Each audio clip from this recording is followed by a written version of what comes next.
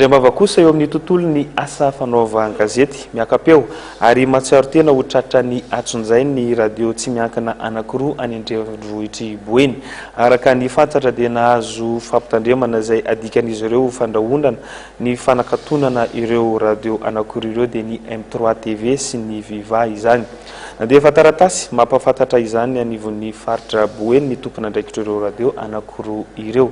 Ny andindimbavao makasika izay indrindra no arantsika.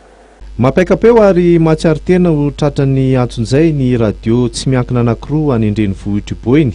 Araka ny fantatra dia nahazo fampitandremana izay adikan'izy ireo fandrahonana fanakatonana ireo radio anankiroa ireo dia ny M3 TV sy ny Viva.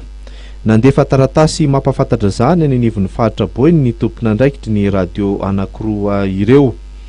Araka ny taratasy hitantsika amin'ny sary io dia nalefa tany amin'ny faritra, nalefa tany amin'ireo haino manjery sy gazety mpiseho isan'andro ary nambarany aritaika ao anatin'ny taratasy fa nifanitsaka amin'ny onjam-peo ampiasain'ny asekina ny ireo onjam-peo anankiroa ireo. Araka ny fanazavana dia eo amin'ny maridrefy 700 MHz ny onjam-peo ampiasain'ny asekina. Azo lazaina fa mifanalavitra amin'io maridrefy io no ampiasain'ireo radio anankiroa iaran'izao fandrahonana fanakatonana izao dia ny 105 MHz amin'ny M3 TV sy ny 103 MHz amin'ny Viva. Efa taonany maro no niasa tamin'ireo onjam-peo voalaza ireo ny radio anankiroa izay voakasika amin'ity fandrahonana fanakatonana ity. Efa natratratra any amin'ny 17 taona niasana ohatra raha ny M3 TV fotsiny.